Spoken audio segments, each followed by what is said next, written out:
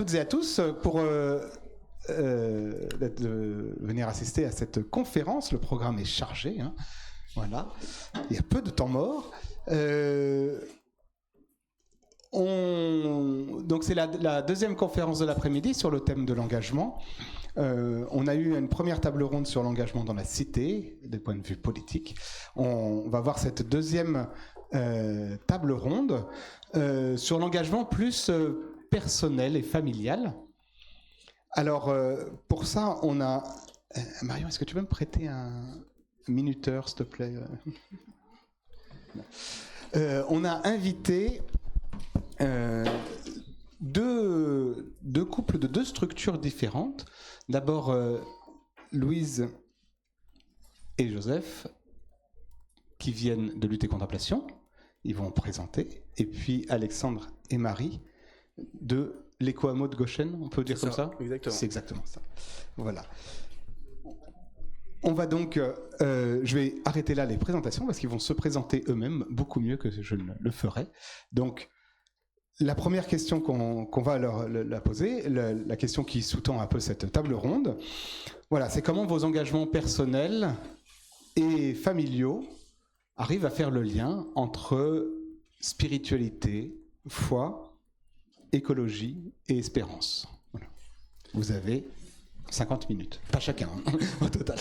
C'est bon de commencer. On commence. Vous nous entendez? C'est un pro là. Donc on est Joseph et Louise, on est mariés depuis un peu moins d'un an. Et donc on est membres du collectif Lutte et Contemplation. Je le dis un peu lentement parce que souvent Lutte et Contemplation, on nous transforme le nom. On est parfois lutter contre l'inflation ou lutte et conspiration, je l'aime bien. Et puis j'articule pas toujours bien, mais je vais essayer de bien articuler pour que vous nous entendiez. Et donc Lutte et Contemplation, c'est un collectif qui a 2 ans à peu près, et de chrétiens œcuméniques, avec beaucoup de catholiques et quelques protestants orthodoxes aussi. Et le but, le nom le dit un peu, c'est à la fois d'être un espace de contemplation, de prière, de fraternité, un petit lieu d'église, une petite réalité ecclésiale qui est présente dans plusieurs villes en France, et puis d'être aussi un espace de lutte, d'engagement, de militantisme sur les questions écologiques surtout. C'est né notamment d'engagement contre le projet ICOP de Total en Ouganda de plusieurs chrétiens. Et puis écologique et de justice sociale aussi. Mais la fibre écologique est dominante dans les engagements qu'on a. Donc on va vous expliquer un peu comment, dans nos parcours à chacun et ensemble, on en est arrivé à prendre cet engagement et ce que ça nous... Enfin, pourquoi on lit ces questions écologiques et spirituelles. C'est vrai que ce lien entre foi et écologie, moi, il m'est apparu pendant que je faisais une année avec la communauté du Chemin Neuf dans l'abbaye d'Hautecombe. Donc c'est une année où on pouvait faire de la théologie, on avait une vie de prière soutenue et on vivait dans un groupe d'une 50aine de jeunes. Et donc moi, en arrivant à cette année-là, j'avais fait des études de sciences politiques, donc je m'étais beaucoup posé la question écologique sous le spectre politique d'abord, voilà, dans des questions concrètes. Et en arrivant à l'abbaye, l'abbaye avait aussi envie de prendre les questions écologiques et de se les poser. Et comme ils savaient qu'on était plusieurs jeunes à porter un peu ces sujets-là, nous ont demandé d'intervenir pour les aider dans ces questions de transition. Et au début, on a du coup eu une approche très bilan carbone, on peut dire par exemple. Voilà, de leur dire, en fait, ce qu'il faut que vous fassiez, c'est mieux isoler, c'est réduire... sur vos repas, qu'il y ait moins de protéines animales, etc., etc. Mais on vivait aussi tout ce temps de formation théologique, de prière, et je crois que c'est là où, moi personnellement, je me suis dit, mais en fait, ça suffit pas de voir l'écologie de manière comptable, de voir l'écologie avec des objectifs, par exemple, de bilan carbone à atteindre. Et en fait, il y a vraiment une dimension beaucoup plus profonde, beaucoup plus intérieure, qu'on peut qu'on peut nourrir grâce à la foi, et on peut se poser, enfin, il est important de se poser des questions qui relèvent de quel mode de vie on a envie d'avoir. La question, je sais pas, de l'individualisme, là on vivait en communauté, mais qu'est-ce que ça veut dire de vivre en communauté par rapport à un modèle qui soit écologiquement viable. Donc c'était la première fois où je faisais ce lien. Mais c'est vrai que j'ai vu aussi que, donc, au début, on arrivait avec cette envie, vraiment, le bilan carbone de l'abbaye, l'améliorer. Après, on est parti sur quelque chose de beaucoup plus profond, intérieur, jusqu'à un moment où je me suis dit, mais là, en fait, on est juste en train de parler, de prier. On organisait des prières, c'était vraiment bon aussi. Mais presque, on a oublié aussi de repasser à l'action derrière. Donc, je sentais aussi qu'il y avait vraiment cette bascule-là, enfin... ces deux pôles à tenir tout le temps, à la fois ne pas être juste dans l'action comptable, de se dire l'écologie c'est combien de carbone j'ai émis, tout ça, et ne pas non plus être dans en fait l'écologie c'est le lien, c'est une question intérieure, mais si derrière ça rejaillit pas d'une manière ou d'une autre sur mon action, je sentais que c'était pas suffisant. Donc c'est le premier endroit où j'ai senti ces deux pôles et la tension qu'il pouvait y avoir entre ces deux pôles. Et donc ça, c'était avant que le collectif se lance. Le collectif est très récent, comme Joseph le disait. Et donc après, il y a eu toute cette dynamique de lancer le collectif de lutte et contemplation. Moi, c'est un peu pareil. C'est aussi, il y a une année aussi importante pour moi, pareil avec la communauté du Chemin Neuf, où je suis parti à l'étranger, en Côte d'Ivoire, et en fait, je crois que le fait de prendre de la distance par rapport à mon milieu, il y a eu des réalités du monde qu'on vit en Europe comme en Afrique, mais qui me sont apparues de façon plus flagrante sur les inégalités, sur aussi les questions écologiques, de voir... en fait, le fait d'être hors de mon milieu, ça m'a aidé à prendre plus conscience face à cette nature qui était magnifique dans la brousse en Côte d'Ivoire où j'habitais. Mais aussi la réalité de Coca-Cola qui était dans ce petit village très reculé où on n'y allait que par une piste, et puis avec des lectures aussi, c'était un temps plus pour moi, et puis plus de temps de prière. Donc j'ai lu beaucoup de choses sur l'écologie cette année-là, et et puis dans la prière je sentais que pour moi les questions écologiques et les questions sociales, les questions de prendre soin du plus petit, parce que c'était un peu mon but, je faisais du volontariat, en fait ça s'est rejoint à ce moment-là, et que c'était nourri par ma prière. En fait, ces paroles de Jésus qui invitent à prendre soin du plus petit d'entre nos frères, ça m'habitait beaucoup. Et je sentais que c'était un peu ce rapport au monde dans lequel je me sentais appelé, d'agir de cette façon-là. Et qu'en même temps, avec cette réalité écologique qui a pris de plus en plus de place. Et du coup, je suis revenu un peu avec ce désir-là en France par la suite. C'était aussi plusieurs années avant Lutte et Contemplation. Et moi, je me suis engagé un peu dans d'autres collectifs, notamment un collectif qui s'appelle Pour un réveil écologique, qui est plutôt un collectif d'étudiants sur ces questions-là pour faire changer le monde du travail. Donc moi, dans la fonction publique en ce qui me concerne. Et en fait, à la fois, c'était chouette, utile, je pense, et en même temps un peu asséchant parce que beaucoup à distance, beaucoup derrière les écrans, etc. Et en fait, quand le collectif qui s'est lancé plutôt à Paris, nous on n'habitait pas à Paris, on était à Besançon à ce moment-là, s'est lancé, j'ai senti que ça venait rejoindre en fait ces deux aspirations profondes en moi, et que ça venait faire de l'unité, d'allier vraiment les deux en même temps. Et notamment parce que, et en fait ce qui me plaisait beaucoup, c'était justement cette question écologique que du coup, dont on s'était saisi chacun individuellement, puis ensemble, dans notre quotidien, pour avoir un mode de vie sobre, etc. On sent bien que c'est pas suffisant aussi. Et avec Lutte et Contemplation, il y avait cette dynamique de se dire c'est aussi collectif en fait, et on a besoin de cette vie collective, cette vie un peu en église, dans notre dimension spirituelle, de conversion ensemble, parce que voilà, on peut avoir le risque de s'assécher si on est seul, et en même temps dans la dynamique aussi écologique, d'avoir cette dimension de faire ensemble, de faire plus que ses propres petits gestes, mais aussi d'essayer d'avoir une parole un peu plus grande, d'essayer d'avoir des actions qui ne concernent pas que nous, mais un peu plus le système, même si c'est très modeste, et qu'on n'est pas... on n'est pas que militants, et pas tous militants dans l'âme, etc. Mais le fait de s'entraîner les uns les autres à essayer d'avoir un peu plus une action pour la société, on sent aussi que c'est juste, et que c'est une façon peut-être plus grande que nous de nous engager. Vous voulez la parole. Ça marche. Merci. Voilà, du coup, Alexandre et Marie. Du coup, je vais juste présenter en 4 minutes notre cheminement, parce qu'on est on est plus vieux. Et puis après, Marie, elle présentera le concret de ce qu'on fait aujourd'hui là. Du coup, voilà, vite fait. Du coup, moi, on va dire l'aventure commence quand on a une vingtaine d'années. Moi, je viens pas mal j'ai toujours été attiré par les milieux anarchistes et se réapproprier son temps de travail, et puis aussi par la justice sociale, de se dire notre société, elle, de toute façon, quoi qu'on dépense, on va toujours exploiter partout, quoi, au bout de la terre, etc. Du coup, la solution, c'est la décroissance. Pour moi, voilà, c'était assez clair. Et puis avec notre côté foi, ça vient, avec la question qui vient du christianisme social, mais que ferait Jésus à ma place? Et du coup, on s'est dit, Jésus, s'il était à notre place, il irait boire des bières en festival et avec les gens de la rue.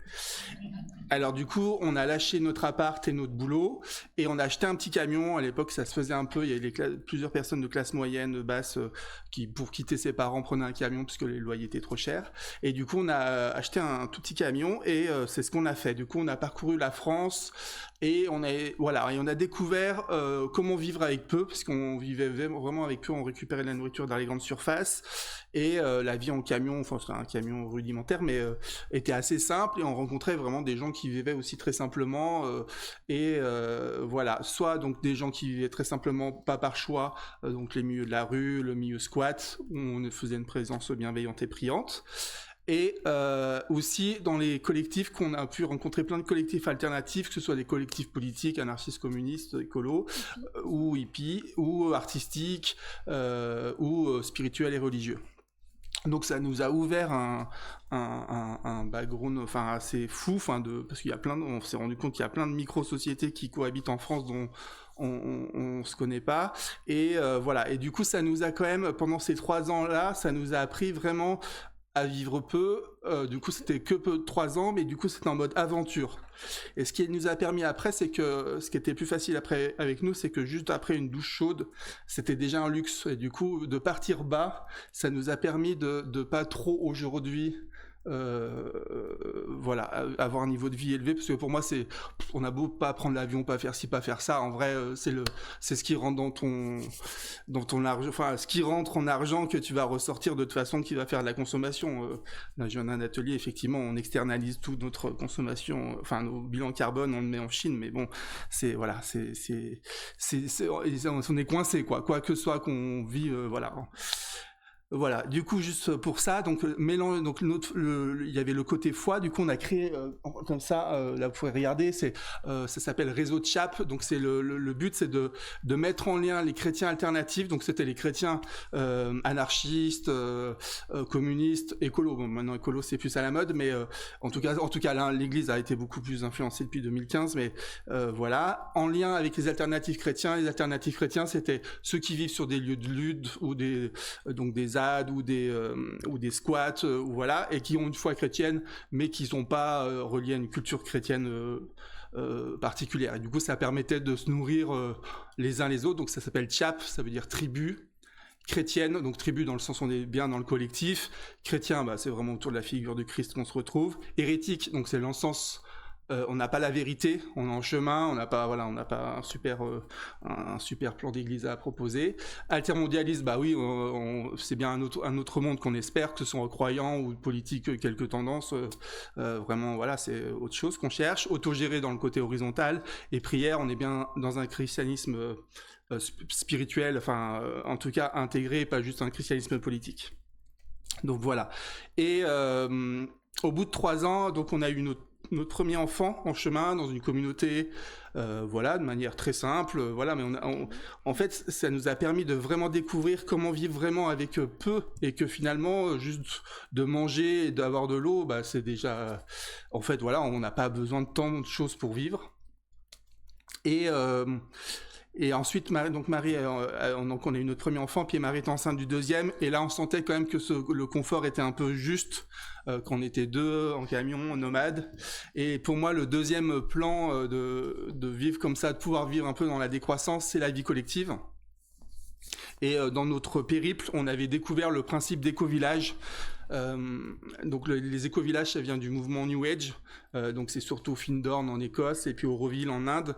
Ce qui différencie un peu des communautés chrétiennes ou des communautés politiques des années 60, c'est qu'il y a vraiment une réflexion sur l'individuel et le collectif. C'est-à-dire, on n'est pas tous au service du collectif, on vit pas en communauté ou avec soit avec tous les défis, autour du pouvoir qui est compliqué. Mais là, c'est vraiment indépendant, avec plein d'outils, de nouveaux outils qui viennent de l'éducation populaire, mais des outils d'intelligence collective, et puis aujourd'hui maintenant des collectifs, des outils de gouvernance partagée, qui est vraiment très utile pour comment s'intégrer, comment prendre sa place et comment chacun peut prendre sa place dans un collectif. Et du coup, ça nous a vraiment assez inspiré de mélanger ce concept d'éco-village avec notre spiritualité chrétienne et de faire un éco-village chrétien. Et voilà. Et du coup, on s'est retrouvé en Bourgogne à monter un éco-village chrétien, et ça, c'est il y a 16 ans. Et ça, c'est Marie qui va vous expliquer ce qui se passe aujourd'hui. Okay.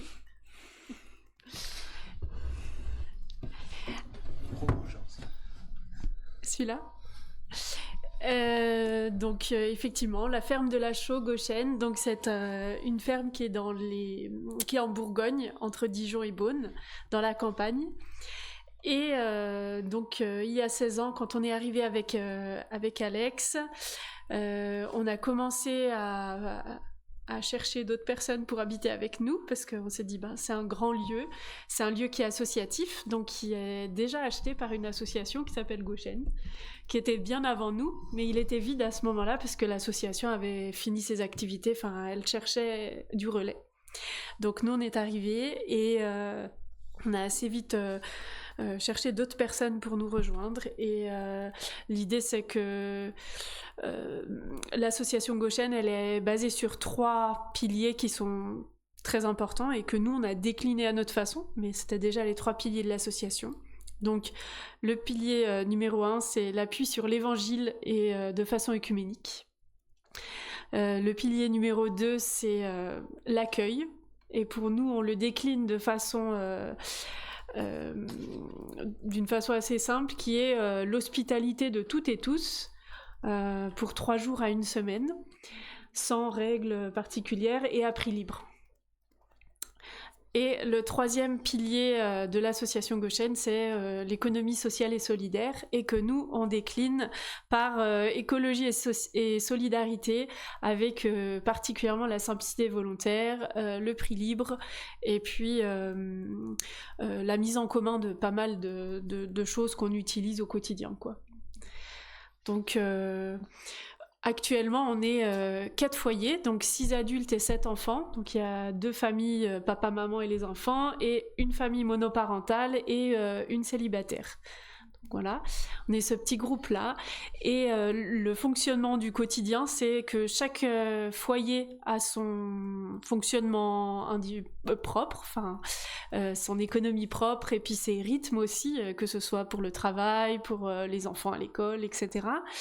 Et en même temps, ce qu'on met en commun, c'est de prendre soin collectivement des locaux, prendre soin des espaces collectifs, prendre soin de l'accueil, parce que l'accueil, il est fait de façon collective, prendre soin des espaces autour aussi, parce qu'on a 13 hectares, dont 5 hectares cultivés en blé par un paysan boulanger voisin, et puis du jardin autour qu'on fait collectivement. Et voilà, donc il y a pas mal de projets qu'on porte les uns les autres, mais il y a le côté à la fois chaque foyer est autonome, et en même temps on fait plein de choses en commun, et on met aussi en commun un temps par semaine qui est un temps autour de la foi, et qui est animé à tour de rôle par chacun des habitants, pour faire très vite.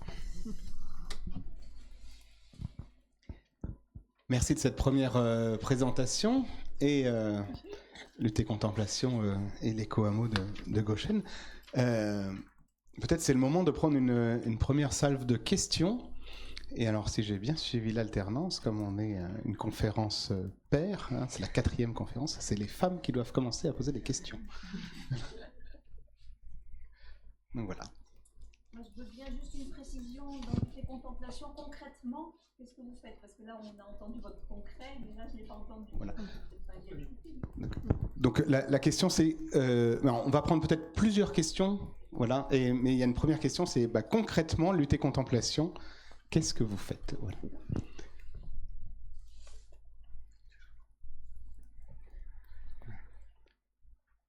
On peut ruminer une deuxième question. Moi, je suis très touchée par l'attention aux... Je trouve que dans notre espace, il y a cette dimension-là. Et elle me touche beaucoup. Avec le micro pour qu'on entende l'enregistrement. Par rapport à vos enfants, comment est-ce que eux vivent la situation? Comment ils ont été à l'école? Comment ils ont des amis?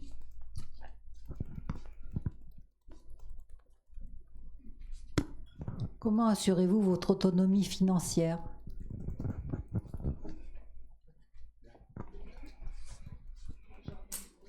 Moi, pour vous quatre, j'aurais une question autour de la question du discernement, peut-être. Quel est le discernement individuel dans le projet, puis le discernement de couple? Comment je passe d'une aspiration individuelle à un projet de couple, en fait? Alors, quand je disais la première question doit être posée par une femme, je ne disais pas toutes les questions doivent être posées par une femme. Mais voilà, ça change de d'habitude, et je suis d'accord. Donc, une première question pour lutter contemplation, qu'est-ce que vous faites concrètement? Après, plusieurs questions qui s'adressent plus à Gauchen, comment ça se passe la vie de famille dans un éco-hameau et comment ça se passe aussi financièrement, voilà. Est-ce que vous avez dit que chacun avait ses activités professionnelles propres, mais peut-être un peu de questions. Et puis, troisième question, alors là, pour vous quatre, sur le discernement personnel et de couple dans ces aventures que vous menez. On commence par lutter contemplation, ça vous va? Sur ce qu'on fait concrètement, on essaie de vivre ces deux pôles, lutte et contemplation. On a des temps de partage, des temps de prière, et des temps forts aussi, où on se retrouve au niveau national, autour de temps du coup plutôt la spirituelle. On s'est retrouvé dernièrement à Pâques pour vivre Pâques ensemble, avec un baptême d'un des membres, et puis voilà, des temps de formation avec d'autres. Et puis ça, c'est une réalité qu'on vit aussi localement, avec des temps de partage en petits groupes pour les membres, et pour nous nourrir ensemble, nous former. Et puis après, sur les temps de lutte, il y a un peu des projets qui sont portés au niveau national. Ce qu'on a fait très tôt, mais même avant que ça se structure vraiment, c'était les cercles de silence.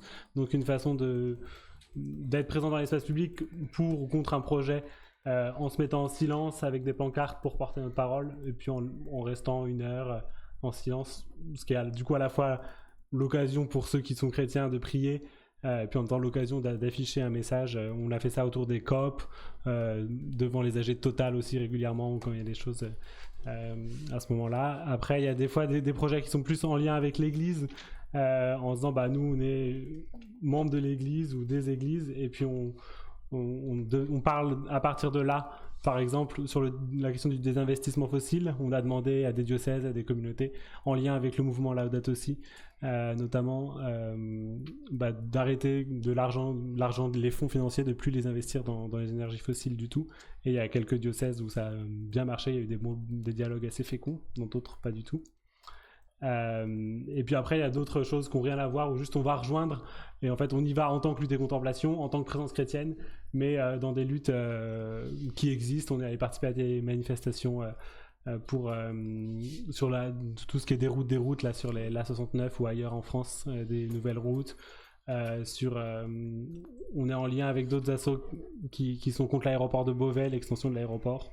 On fait des actions un peu concrètes, et ça c'est aussi l'occasion pour certains qui n'ont pas du tout cette culture militante d'oser aller participer à ces actions, et puis le faire en tant que chrétien, ou aussi ouvrir des espaces de dialogue avec les autres militants sur place.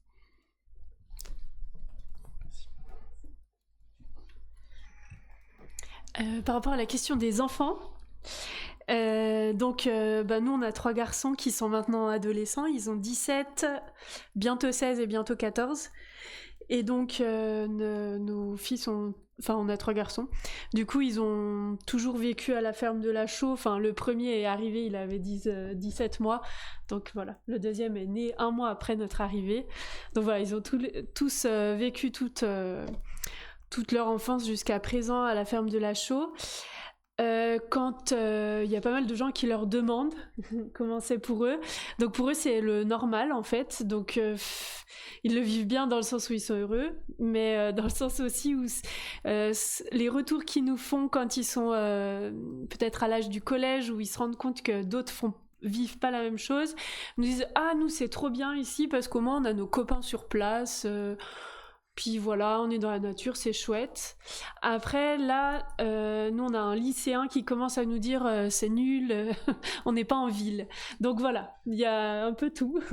Donc je pense que, voilà, ils vivent leur vie d'enfant. Le côté très chouette, c'est qu'il y a d'autres enfants avec qui jouer. Et puis, nous, on a choisi tout de suite de les scolariser dans l'école du village pour 2 grosses raisons. Mais la principale, c'est que avant, la ferme de la Chaux était considérée comme une secte avant qu'on arrive, parce que c'était déjà un lieu collectif et je sais pas, il y avait tout un truc dans le village comme quoi c'était une secte. Donc nous, on s'est dit, si on veut casser cette image de la secte, il faut déjà qu'on reste pas entre nous. Donc on a mis nos enfants à l'école pour casser cette image et aussi pour rencontrer les gens. Parce qu'en fait, c'était un super vecteur pour rencontrer les autres parents d'élèves, les copains qui vont à droite à gauche. Donc nous, on a mis nos enfants à l'école. Tous les enfants du collectif sont allés à l'école du coin, du village. Et puis c'était très bien comme ça. Pour se faire des amis, pareil. Hein. Ça, c'est plus en fonction de leur caractère qu'en fonction de là où ils habitent. Donc voilà, on a plutôt des enfants bien épanouis, que ce soit les nôtres ou les enfants du collectif. Ouais, souvent de toute façon la communauté ou collectif pour les enfants c'est toujours le paradis, même ils se rendent pas compte de ce qui est moins bien, ce qui marche pas bien, mais tous les retours que j'ai, et en plus ils invitent leurs copains, il y a la fête de l'école, enfin en plus c'est un lieu de fête, nous on organise régulièrement des fêtes, des festivals, des choses comme ça, donc pour tous les autres enfants, même leurs amis, c'est quand même bien vu. Après effectivement le côté simplicité volontaire est plus difficile au collège, au lycée notamment, sur les marques, enfin voilà, sur comment exister en dehors d'un smartphone et de vêtements et d'une voiture et d'une marque. Voilà, et il y en a qui l'intègrent, il y en a qui sont vraiment, on va dire, qui militants. Vont faire bien hyper militants, et puis d'autres, qui râlent. Voilà, pour l'autonomie financière, je passe sur la deuxième question. En fait, dans un éco-hameau, c'est chaque individu qui est responsable de son autonomie financière. On est tous locataires de l'association, donc on verse tous un loyer, et on s'engageait à pas travailler plus d'un demi-temps à l'extérieur par personne, par adulte, en sachant qu'on vient tous de milieux quand même pas aisés, donc on a tous des petits boulots de campagne, mais qui nous permet quand même de vivre bien finalement, enfin en tout cas de pouvoir vivre simplement. En fait, on a plein de fêtes sur le lieu, il y a plein de choses qui se passent, on a une activité culturelle et on fait beaucoup d'accueil avec des gens qui sont passionnants, et du coup autant pour nos enfants, autant que pour nous, ça répond à plein de besoins qu'on aurait besoin de beaucoup d'argent pour répondre. Au sujet du discernement individuel du couple, c'est intéressant. C'est une question qui est un peu tout le temps. En fait, en tout cas, on a mis en place en un cours à chacun, puis on a une enveloppe où chacun est invité à faire au moins une retraite ou un accompagnement extérieur pour se faire aider par an. Pour se faire aider, nous par exemple en couple, on est dans une démarche CVX qui a un truc jésuite, enfin un accompagnement jésuite. Mais après il y a plein d'outils divers et variés. On a fait déjà on avait fait un alpha couple. Enfin voilà, il y a plein d'outils que l'Église avec un grand E peut proposer dans différentes. En tout cas voilà, et c'est toujours une question, et en fait on est quand même toujours vigilant. Enfin c'est ça l'éco-village, c'est qu'on n'est pas à dire c'est notre projet qui compte avant tout, et puis tout le monde va voir ses besoins s'adapter. Mais là on essaye en tout cas c'est ce qu'on essaye de faire. Après il y a toujours une violence systémique du collectif, mais de prendre soin des besoins individuels de chacun, et que chacun aille à sa vitesse. Pour ça on fait aussi 1 mois et demi de pause par exemple, où on fait plus de temps collectif, plus de temps spirituel, plus d'accueil, et du coup on se retrouve juste entre nous, voilà, pour voir comment ça résonne avec nous, et voilà, puis d'encourager les projets personnels ou les projets de couple. Enfin voilà, on essaye partenir les gens et en tout cas que ce soit quelque chose de plutôt au service, au soutien, voilà, et de pas que ce soit un piège. Alors, je rebondis juste parce que vous avez parlé CVX et la table ronde précédente, on a aussi évoqué CVX. Si vous voulez en savoir plus sur ce mouvement, il y a le stand du Châtelard qui est là, de spiritualité ignatienne, et donc qui est pas un centre CVX, mais qui est un centre, voilà. Et puis je crois Emmanuel aussi est en CVX, voilà. Donc voilà, on pourra parler de ce mouvement un peu plus, mais qui aussi résonne, qui se pose des questions sur l'écologie en ce moment. C'est juste un aparté pour ce que Communauté Vie Chrétienne interpellait. Voilà. Pardon, Marie, tu voulais peut-être poursuivre ? Non, c'était. Je me disais qu'il y avait ça. Sur la question du discernement, nous, c'est vrai qu'on a en plus eu cette particularité que Lutte Contemplation s'est montée l'année où on était fiancés. Donc, c'est un peu aussi à cette occasion qu'on a pu faire l'expérience de comment est-ce que des aspirations individuelles, est-ce qu'on arrive à les porter en couple, mais aussi de manière particulière à chacun. Et je pense que c'est un peu ça qui s'est vécu.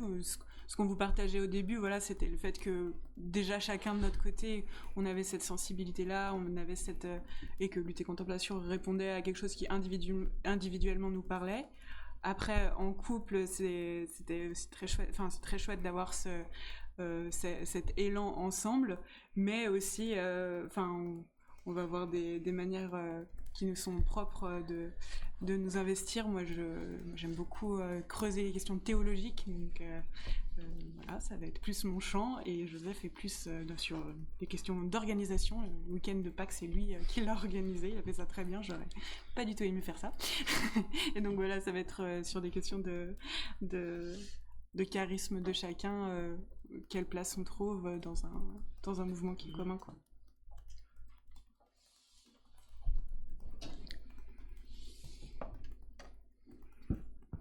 Alors, est-ce que... Oui, une autre question. Et puis, je me suis dit, vous pouvez vous poser des questions les uns aux autres aussi. Hein.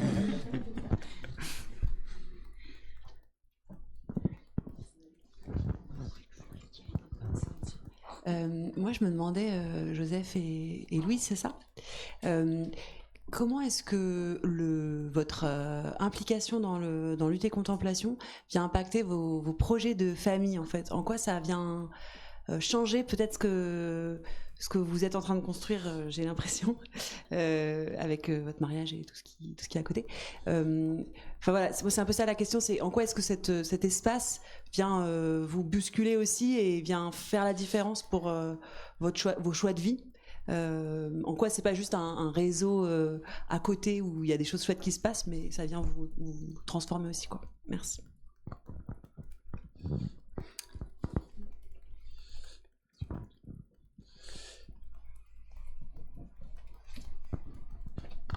J'ai envie de compléter la question en disant et comment ça a un impact sur vos vies professionnelles à l'un et à l'autre pour Lutte et Contemplation.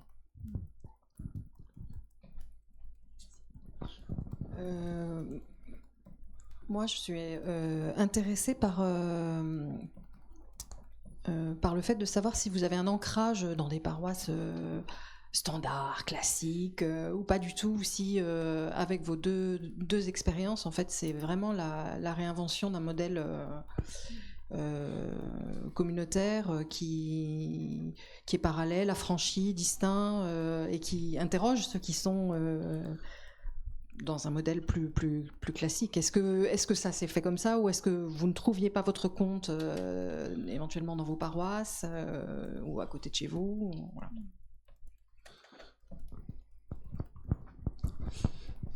Une dernière question ? Ce ne serait pas une question, ce serait une façon de rebondir sur ce qui a été dit. Donc, pour le moment, je vais me taire, et si c'est possible, je ferai ce rebond. Merci beaucoup. Sur la question un peu donc sur nos vies personnelles et professionnelles, c'est quand même ça qui est le premier, quoi. Là, par exemple, on va devoir partir 6 mois à Bordeaux, dans une ville où Lutte et Contemplation n'a pas d'antenne. Pour l'instant. Et justement, en fait, la réalité, c'est ça. C'est une réalité à la fois professionnelle et du fait de la naissance de notre enfant. Mais après, du coup, on se dit, il n'y a pas d'antenne, pourquoi pas, ça sera peut-être l'occasion de la monter là-bas. Donc, il y a quand même une souplesse entre... ouais, ça se nourrit mutuellement. Nous, après, c'est vrai, par exemple, sur notre vie professionnelle, on a cette particularité, on est dans un corps de métier de la fonction publique qui a un devoir de réserve, donc sur toutes les questions d'action militante, il faut aussi qu'on fasse attention par rapport à ça. Voilà. Mais c'est vrai qu'un point, quelque chose qui est important pour moi dans cet engagement, c'est justement, je trouve, sur ces questions d'écologie, un autre deux pôles aussi que je sens présents, c'est la conscience trop accrue et du coup un peu désespérée, et la tentation du déni, et que être engagé à Lutte et Contemplation, ça permet de se remettre dans ces questions régulièrement, pour être dans une lucidité apaisée, mais en même temps ne pas se dire en fait on a notre vie professionnelle, on a notre vie familiale, et du coup retomber peut-être dans quelque chose de plus on vit notre vie comme le modèle ambiant est, mais pouvoir régulièrement se remettre devant la question, se redire mais en fait qu'est-ce qu'on choisit comme mode de vie, et du coup c'est un peu ce petit aiguillon là qui empêche qu'on soit en mode autruche, mais en même temps c'est un lieu où ça se vit de manière spirituelle, donc c'est pas un lieu où cette conscience de tous les enjeux écologiques est souffrant, quoi. En tout cas.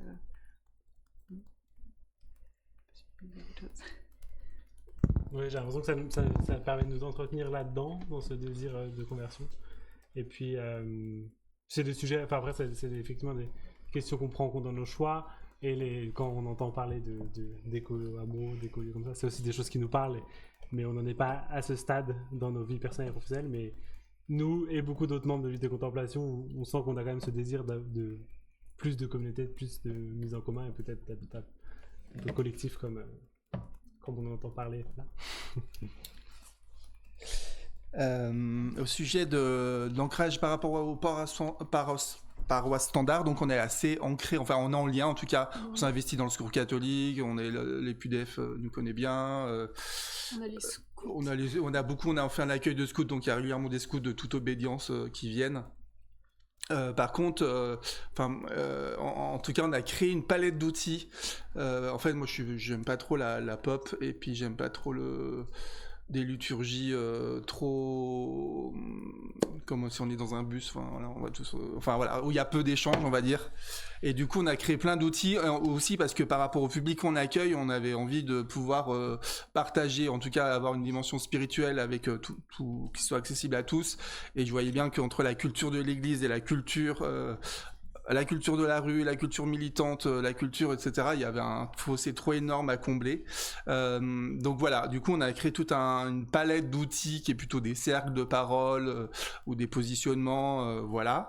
Après, on n'est pas du tout en rejet avec l'Église. Au contraire, pour nous, moi, je le vois même, je suis très œcuménique dans le sens où c'est notre tradition de 1000 ans d'histoire. Et voilà, et tous les outils sont là pour nous ressourcer, pour même les différentes théologies, suivant son histoire de vie, suivant son moment, ses doutes, il y a des choses qui vont nous nourrir, d'autres pas, et du coup pour moi c'est vraiment tout ça nous appartient, et c'est plutôt, moi je suis assez à le faire en mode copyleft, et tout le monde est accessible à tout le monde, donc voilà, de pas rester dans son, c'est bien d'avoir une tradition si elle nous nourrit, mais au bout d'un moment changer, et puis de retravailler les outils pour les réadapter sans arrêt. De toute façon l'évangile est révolutionnaire, et après ça peut se mettre dans n'importe finalement quel système, quelle culture, quel environnement, et du coup voilà, c'est juste d'injecter dans des outils et voir qu'est-ce que ça fait ensemble, quoi. Donc voilà, pour moi l'interface c'est important de le modifier, de le retravailler à chaque fois, et je pense qu'on l'a fait évoluer au fur et à mesure, parce que notre public il a vraiment évolué. Enfin, nous on est vraiment dans une optique d'influencer la société, d'être un lieu d'expérimentation. Donc des fois ça marche, des fois ça marche pas. On est très transparent. Et puis après d'être au service de ce qui se vit. Je sais qu'au début il y avait beaucoup tout ce qui était ville en transition, donc on avait fait un festival pour réunir toutes les alternatives locales. Ensuite il y a eu Alternatiba, donc là c'était génial, ça explosait, mais il y a eu beaucoup de tensions parce que c'était plein de chefs, de moteurs associatifs qui se rencontraient et qui a faillité de ouf. Et du coup voilà, comment on met de la bienveillance là-dedans, de la non-violence, etc. Donc on était à fond là-dedans. Après on a eu l'AOTC où les gâteaux ils étaient à l'arrache quand le patron leur a mis le truc, plus personne était un peu perdu. Du coup on a plein de gens de groupe l'AOTC qui sont venus parce qu'à la fois nous on était aux marges, donc on allait bien parce qu'on était là écolo et à la fois aux marges, donc on est devenu à la mode en 2015 parce qu'avant on était juste un petit truc hérétique un peu dans le coin.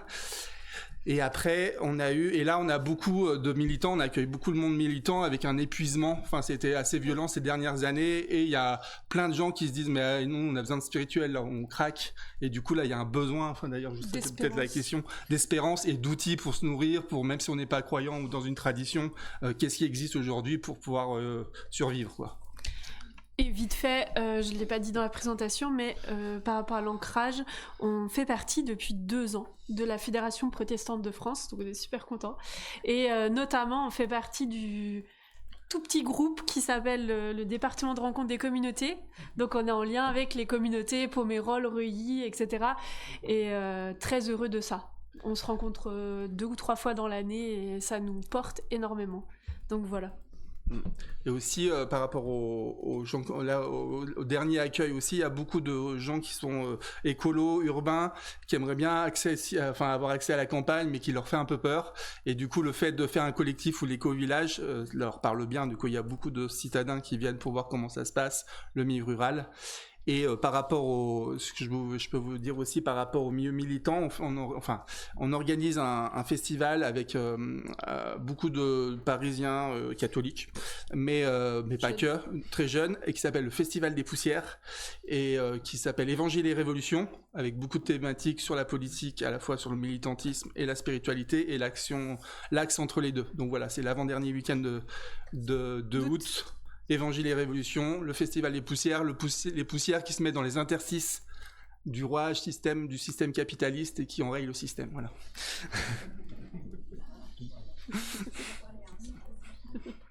Sur le rapport à l'Église, lutte et contemplation, et puis après, je vous demanderai, parce que l'heure touche à sa fin, donc si vous avez une phrase de conclusion chacun. Vous n'êtes pas obligé, mais voilà. Donc lutte et contemplation sur l'Église, et puis une phrase de conclusion. En fait, je crois que dans le collectif, c'est très varié. Il y en a certains qui viennent d'un milieu un peu catho-classique. La dernière manif qu'ils avaient fait, c'était au lycée avec leurs parents, la manif pour tous. Et ils reviennent avec lutte et contemplation faire des choses totalement différentes. Certains qui étaient totalement en froid avec l'Église, qui voyaient plus de sens et qui en fait retrouvent une dynamique ecclésiale différente dans le collectif. Donc c'est assez varié. Nous personnellement, on est en lien avec notre paroisse parce que c'est important pour nous d'avoir un lieu. Et en même temps, on n'a pas du tout d'engagement dans la paroisse parce qu'on sent qu'on préfère mettre notre énergie dans le collectif parce que c'est une façon de faire église qui nous parle et que ça demande aussi du temps. Donc on va consommer à la paroisse, on est un peu en lien, mais en tout cas, on s'engage plutôt dans le collectif. Et après, au niveau collectif, on a un peu notre réalité propre et en même temps, on sent qu'on a aussi besoin de se rattacher, de pas juste construire notre truc en réinventant toute l'eau chaude et du coup on va régulièrement quand on se retrouve faire des temps d'être en lien avec des lieux d'église qui existent. Donc on a parlé du chemin neuf, on est plusieurs à avoir été en lien avec cette communauté. On a fait à Vézelay, il y a à la fois des frères franciscains et puis une pasteur et une théologienne catholique qui font une petite communauté à 2 et du coup on était on était proche de cette double réalité franciscaine avec Anne-Marie et Agnès qui habitent là-bas. Voilà, les jésuites par exemple, il y a des lieux comme ça. Quoi ? Thésée aussi, oui, Thésée. Enfin, le nom Lutte et Contemplation, c'est un livre de frère Roger et tous les ans on fait un week-end à Thésée. Donc on essaye aussi nous de nous nourrir là-dedans et puis en parlant aussi de demander à certaines personnes un peu plus d'avoir ce regard extérieur et de nous accompagner voilà, pour éviter des dérives, pour avoir l'accompagnement de personnes qui ont des expériences de vie communautaire, voilà, pour avancer avec ça aussi.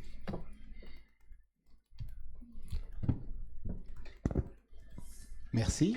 Alors, je ne sais pas si vous avez cette phrase de conclusion ou si vous ne l'avez pas à ce moment-là. Moi, je dirais un autre monde est en marche.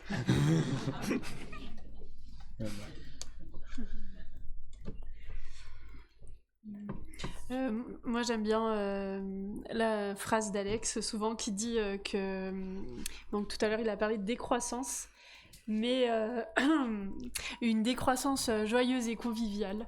Donc voilà, c'est ce qu'on essaye de vivre à la chose, c'est quelque chose de joyeux et convivial, pas du tout de frustré, mais de quelque chose de chouette et qui crée plus de liens, plus de joie ensemble dans la simplicité.